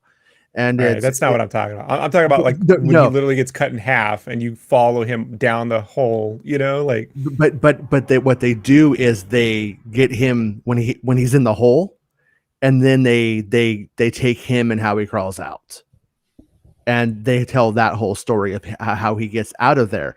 But it's like A and B are not there, but C, D, E, and F are. Yeah, the A and B is where the award wins you. You know, but you need a Rian Johnson to write that. Like, you need someone who's going to do it in a very. But it's inherently cheap. Right. It's inherently cheap when you kill a character and then you say, "Oops, my mistake." That was We could correct. I've told you before, I love the Phantom Menace. But it is really weird to watch Revenge of the Sith and Obi-Wan out of nowhere go, "I have the high ground," and I'm like, Maul had the high ground. I don't understand. Maul had the high ground, and he stood there and got cut in half. So I don't understand where this lesson's coming from. Do you want it? Do you want the answer? Okay. Do you actually want to know? Okay. There was a lot of stuff that was cut from Revenge of the Sith from when the movie was at one point reorganized. Padme gets kicked out of the movie essentially, and but there was a lot of stuff where they were alluding to or actually pretty much calling Anakin the hero without fear, and they were rock stars. The whole galaxy knew. It was kind of like the Trevorrow script where everybody knows Rey, and Rey's a rock star to all the orphans and stuff. Right, like when she's on that planet in the beginning. Yeah, Obi-Wan and Anakin were like the rock stars of the war. Everybody knew who they were. Really, really big deal. And there was stuff where it could reference training and stuff like that. And you know, kind of like, you know, that nest of gun dogs kind of bullshit, you know, those like throwaway kind of lines. And so then they were going to do the callback, and so it ends up being a callback to nothing. Just essentially, I have the high ground. And what's funny was Nick Gillard on Hyperspace, I think it was the for pay StarWars.com service that was very short lived, that had a webcam, no boobies, no dicks, no butts, just a couple of Wookiees one time It's the Mos Eisley Cantina. It's not Jabba's palace. Yeah, it sucked. And basically like he does like gives like an interview. I think it was Hyperspace, and he's just like, somebody's weak to the high ground. And everybody's like, what does it mean? Oh no. But because it was going to be teased earlier on in the film. I'm pretty sure anyway. Pretty sure that yeah, but I'm just saying, like 2 movies ago, that made no sense. And that was literally the climax of that fight. So it wasn't shot very well in the Phantom Menace. That whole, like, I was like, if Obi-Wan had flipped up and Maul's looking at him, and then from behind, Obi-Wan uses the saber to cut him from behind and uses not an honorable way to kill the Sith, then that gives me like, oh, so Obi-Wan's not so right. Like he used a little anger there. That would have been the move where it's a questionable win, right? So it could have come back to haunt him in a way, like. No, what you're saying is when I read the spoilers for that part back in 98 or whatever, I thought Obi-Wan flipped himself up and he pulls the saber, and he does it. I thought he pulled Qui-Gon's lightsaber, and I thought he turned it on, and as he pulled it to his own hand, it cut him in half. Right. That would have made that made sense. And that as I was reading what happens, I'm like, oh, he flips, pulls. Oh yeah. No. I know. But that's one of those things. I just don't think that's something that George really doesn't really. You know what I mean? He doesn't think that way. Like for some reason, like me and Randy went and saw a version of the Phantom Menace in the theater where Maul doesn't split in half. It accidentally because that was a post thing, right? It actually shipped out to one theater. That print, for whatever reason, ended up in a theater. I want to say it was like, oh man, it might have been at the Triangle in Costa Mesa. Can't remember now, but we ended up reading about it like on Force.net. We got in the car right then that day, went down there, and we saw it, and it was there. It was real. When was that? The opening week of Phantom Menace. And then after it was on the internet, it was fixed. I was 2 years old. What? Just kidding. No, I was an adult. I was sad. It was I was day. I was reliving my childhood. Yeah, no, I believed you, because every now and then there's these people that are like we had that one dude on who was making the Duel of the Fates script into an animated little feature thing, and he's like, yeah, I was like 5 years old and went and saw Revenge of the Sith, and I was like, I was fucking 25, man. Weird. Yeah, that's where you're like, I'm actually like, if I went back 30 years, I'd end up at Back to the Future. Yeah. Damn it. Back to the Future's the 50s compared to what Back to the Future. Damn it. I actually have a song. I have a song that I'm gonna release that is about Star Wars, and it's so you don't even know it's about Star Wars. Yeah. So when it comes out, I'll tell you. And then but you'll tell us on this show, but not everybody else. Maybe. Do we get the exclusive? Yeah. The exclusive. It's like code. It sounds like codes. Okay. Codes. Like beat bop bop. Up down down left right like codes or okay. You talking to some nerds here. Like. Yeah, I was like Konami codes. 99 lives. I know. That's a song. Because 30 lives. Be fair. I got 99 lives, but a Switch ain't one. No, that's not. No, well, because it's close. So my roommate is supposed to be leaving, and we've been really my best friends since like 98, 97. And so it's kind of like the end of an era. It will be. And so I think it's a little bit appropriate because, Star Wars. And that was actually how we bonded with Star Wars. Yeah. We hated each other in the beginning. And then we started talking about like Star Wars. And then we went to like all the... It's been like tradition that we always go to a Star Wars movie, and Wait, now he's did I meet your best friend at or your roommate at Celebration? That's Louis. Louis, okay. Yeah. My roommate, we did the podcast together. He was on the podcast, Okay. Michael. Yeah, so he was a big Star Wars fan. Yeah. And so but like the Disney Plus thing kind of like broke that tradition where we stopped seeing things together. And actually even before, like, we had me and my brother had a thing with my dad that we would always go see Star Wars with him because, you know, he took us to all the movies and things like that. And then that stopped, I think, in with The Force Awakens, because I didn't go to San Antonio, where I'm from, very often. So I would go with any family members. So it was an event. And then up until like Rise of Skywalker, actually me and Michael did go. But I don't know. Yeah, no, I think you actually bring up like kind of an interesting sort of almost like a sociological moment for fandom in that way when you move over to these Disney Plus kind of things where, you know, you don't all get together and go to some shitty Applebee's style restaurant and endure it just to get, you know what I mean, though, to be together and then to go and see something like in a community. You kind of just you know, everybody just, I stay up till midnight and watch it, and then the next day I'm like, did you watch it? And people are like, no, it's just it's out, you know, and you're like, yeah. But I mean, it's a completely different, like today I woke up and one of our friends from the show is like, I bet Jason's already watched it.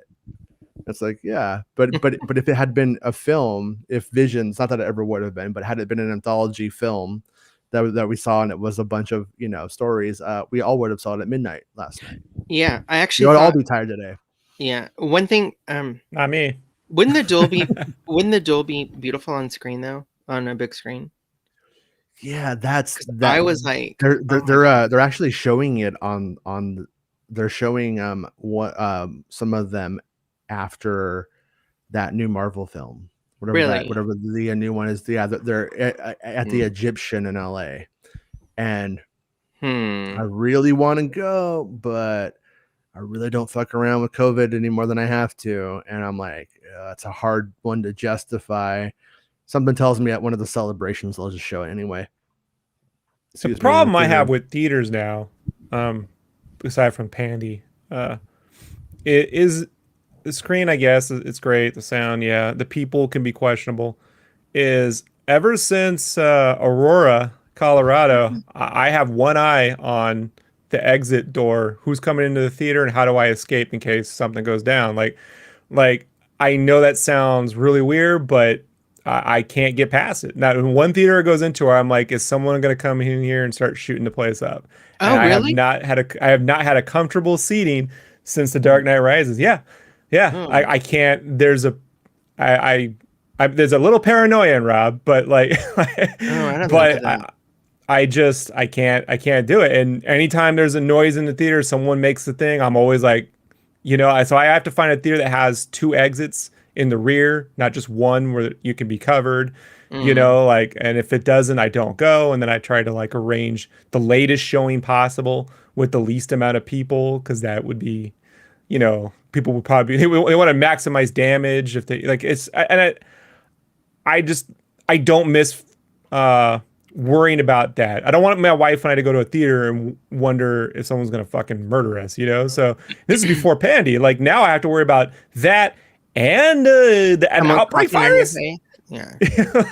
I'll stay home. Like I don't know what solves that in the long run. I mean, it hasn't happened since, but doesn't mean it won't. You know? That's why you got to get yourself a gun. That way, that way you can shoot.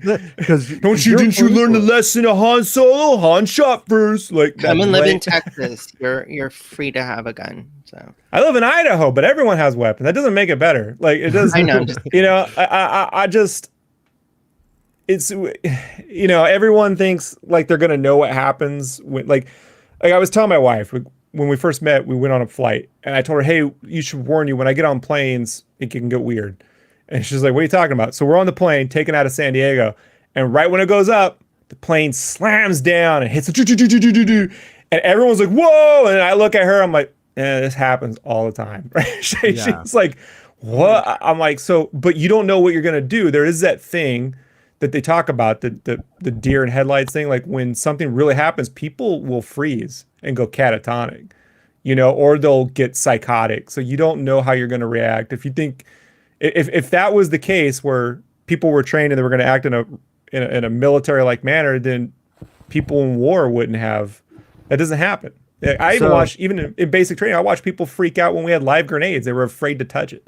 These are big, tough dudes from Montana, and they're like, I could blow my hand off. I'm like, God, throw the grenade, bro. Like, like it will go off if you don't throw this.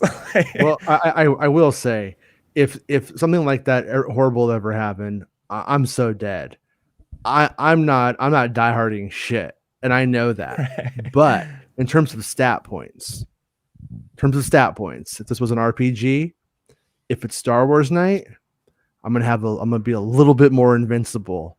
I'm gonna be a little bit more like, no. If I was going to see like, I don't know, some fucking, what was the last dumb shit I saw before the pandemic? But whatever. But Sonic the Hedgehog was the last movie I saw in theaters. Rise of Skywalker was the last movie. Same, actually. Mine was Rise of Skywalker until I saw Green Knight. That's right. You went to the Green Knight. Jason, real quick. I think my friend Steven's on the chat. Steven Hernandez. Oh yeah. Steven Hernandez said agreed. Would love to see him on the big screen. And he's my friend that I was texting last night. Oh. How's it going, Steven? He's such a sweetheart. Hi, Steven. And see, you don't have to worry about it because Steven has you covered. Steven's looking for the exits. Steven's like, good job, Max. She pulls out a fucking Bowie knife, like fucking Rambo and shit. No, sorry. Steven agrees with you, Rob.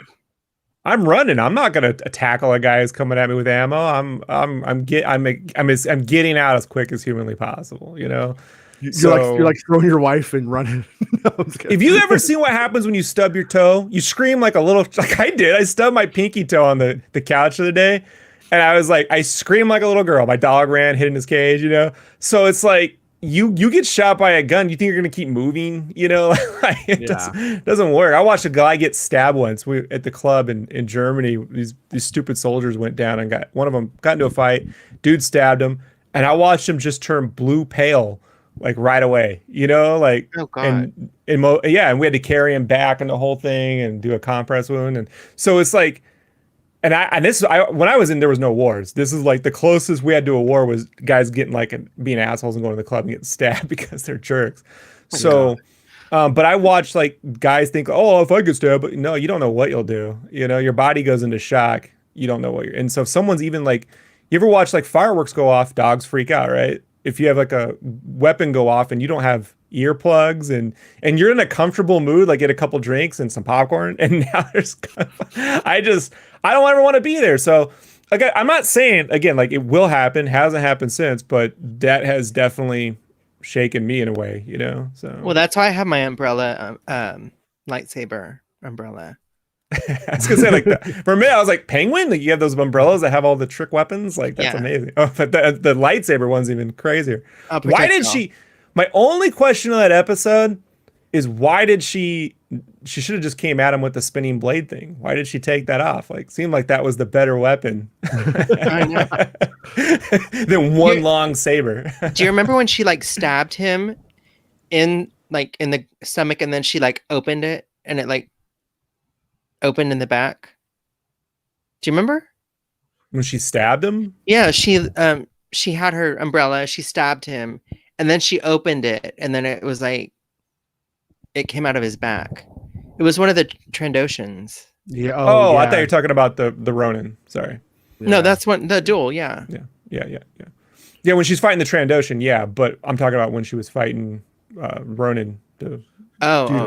I was so out of it last night when I rewatched the first time I watched it. I didn't even get at first that it like we were doing like a Seven Samurai with those guys. I just was so lost. Like that they were good guys. You know what I mean? I was like, oh, now they're cool. That's weird. Well, that's just because you jump into it without the you don't. It's like you don't, because of the time, you don't get the rounding up of the people thing. Yeah, it's a blend of Seven Samurai in that you can see they hired these other guys, but the Ronin is Yojimbo. Like he just walked into town, so it is a blend of the two. It was a hybrid of those two for sure. I just love that R2 unit with the hat. I do too. Like, it's so good. I want that hat. Yeah, I want that figure, the whole thing. Me too. And I think I want the hat for like performances or just around Three the house. Storms. My 7-year-old son said it was probably the best one when it was in color, and then they messed it up. Oh my god! Because he's a little kid, he doesn't know. He's just like, why isn't it in color? Like where's all the? So which one did he like? What was that? Which one did he like? He liked 2B1, and he actually liked the brother and sister one. That was the one that he was pretty into. The twins? Mm-hmm. Really? Yeah. Rob, do you have kids? No. I have cats, so no. They didn't get to see child. Okay. I have a schnauzer. Oh yeah. no, but what I was gonna say was, I have family members who do think if we all had bazookas, we'd all be safer, and they were pushing that shit onto my 7-year-old son, and so my Obi-Wan Kenobi moment as a dad was I went and we put on a video game, and I was like, don't die. And then when he died, it's like, well, you died. That's what it's like. That's why if we give you the gun, you aren't gonna. I'm all, could you pick up a video game and be perfect at it the very first time you ever played it and not die? No. Oh, well, you better start training, because if you think that's gonna work out for you, you're gonna have to do that every day, And yeah, I think it's true. I mean, that's essentially like, I think back to like my grandfather in World War II and shit like that, and I'm like, that dude was really good at Halo 1942 compared to me today. Yeah, I mean, yeah, that's the one thing where like I do think the reality of like ground combat, the closest that they've dealt with it in Star Wars is Rogue One. Like that's what I love about that movie, that it actually tries to show a bit of that without trying to go too far. Because there is a part where you could easily do Star Wars as like Saving Private Ryan, but then it wouldn't be fun. It would just be people be having traumatic experiences in the theater. You do want that sense of adventure that people will rewatch it over and over again. So you can't go too far. I know everyone there's that group of fan out there that thinks everything needs to be serious and edgy to have legitimacy, but if it's too much, then you're gonna be like, I don't want to watch that again. Like, no, you don't, like that. Like, remember when Saving Private Ryan came out and the elderly, the war veterans were not having a good time in the theater with that, and so, I mean, I get the same way in a really sad sense when I watch Buffalo Soldier, because it's Joaquin Phoenix in Germany trying to sell Mop and Glow to Germans, and and I'm like, no, I hated that. Like that was my shitty. Well, no, it's like when you watch Band of Brothers or Saving Private Ryan or whatever, and there are those emotional moments, it's tied to the fact that there was real world sacrifice and familial connections to it. You think about your grandfather or your great grandfather, whatever it happens to be, and you make like those kind of connections. If you do it in Star Wars, what do? Go, Chewbacca gave up so much. Chewbacca, thank you, Chewbacca. I wouldn't be here today if it wasn't for the hug nuts.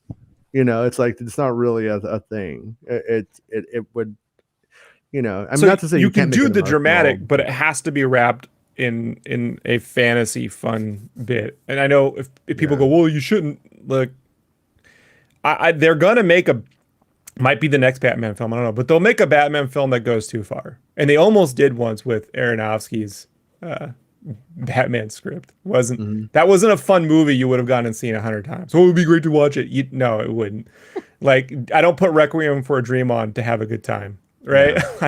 It was it kind of like the Edgelord's Batman? Sort of. I mean, like, he didn't have teeth because he'd get into these fights and his teeth were already knocked out, so he'd have different teeth he'd put in. Batman? He'd wear like fang teeth. Yeah, like, and Joaquin Phoenix was playing him.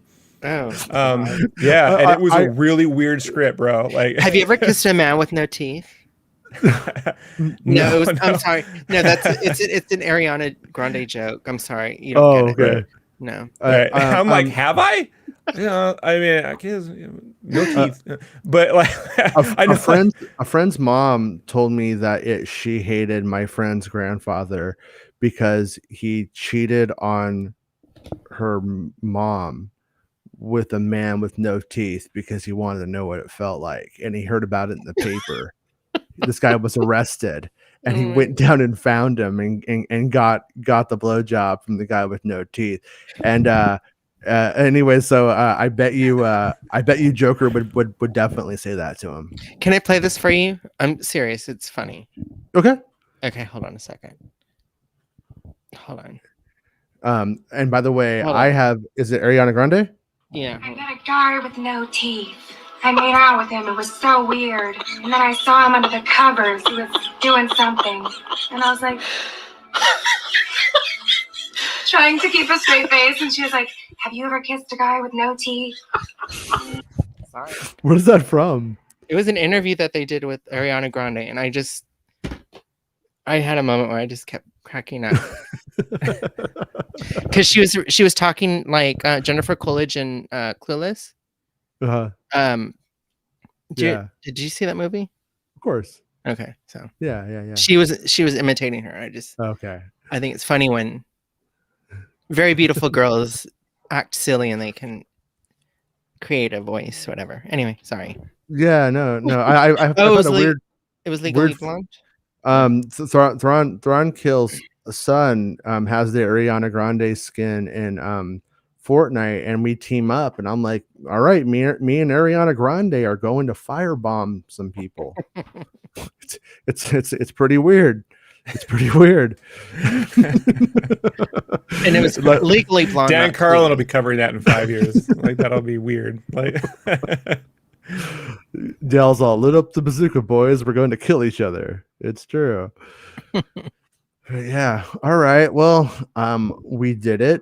You're not sleep deprived, Rob, but I think me and Max could use our beauty sleep after it's been Fashion Week on Star Wars. I'm making Star Wars. Nobody knew. It's just one day though. Yeah. Our Fashion Week is one day. I'm at the Met Gala. Middle of the afternoon in Japan, buddy. you're got my whole day ahead.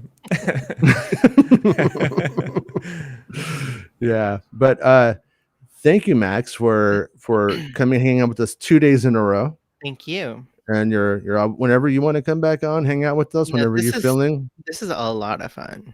Yeah, whenever you feel up to it, by all means. First couple days, week 4, you're like, you're all, what are we doing today? What are we gonna try to not complain about for the 100th time today? Okay, what are we? Are we gonna? What Colin Trevorrow script are we gonna read this week?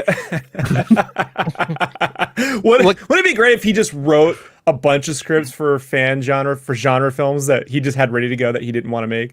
Like, what can we bitch about this week or today? Yeah, I mean, Trevorrow's Into Darkness, right? Like, he just rewrites every one of JJ's movies. Thrawn, have a good day at work, dude. But Thrawn's all back to work, but he loves that skin, and I'm like, yeah, dude, it's what skin? Ariana Grande in Fortnite. Oh. It's like, yeah, like I said, I'm like playing with Thrawn Talk's son, and he's Ariana Grande, and I'm a frogman. I play as a frogman. And so it's Ariana Grande and a frogman. I'm not a frogman. I'm Morty. I'm a fish man. My name is Fish. I like his name is Fish Stick, but it sounds like fish dick, and that makes me laugh. So I like to be Fish Stick. Fish Stick. What'd you say? Fish Stick. Fish Stick. Fish Stick. Fish Stick. But yeah. So anyways, but yeah. Thank you for sharing your art with us and bringing all the photos. And I am glad and amazed that the browser didn't crash, which proves there is no fucking rhyme or reason to any of this bullshit at all, because it should have. And has it crashed before? All the time. but on. that's the power of Max. That's Yep. max power. Mm-hmm. We need max power in the browser, and we got it. But yeah. Dell says fish dick. He knows, and Dell says, "May the force be with you always." Oh, wait, And, wait. Hold on. I want to say this. Yeah. Force tumari arankoto. What was that? May the force be with you in Japanese. Oh wow. Okay. I think you said it right. Yeah, and you know what? They didn't say it in the English. Right. They should have. My girlfriend in high school was from Mexico, and she taught me. I think it's "Que la fuerza esté contigo." I think that's how you say it. I'm surprised my accent's full of shit. But that was how I think he said, "May the force be with you." But I think they went with a different translation and other stuff. But yeah, I don't know how to say it in Spanish. I just butchered it for you. No, it's good. Yeah.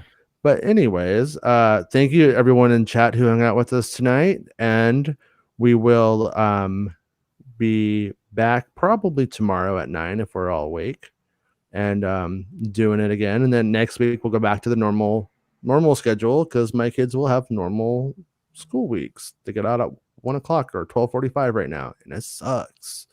These kids need to go to school. But thank you, Max. Thank you, Rob, and we'll see you guys tomorrow. All I hear all day long at school is how great Marsha is at this or how wonderful Marsha did that. Marsha.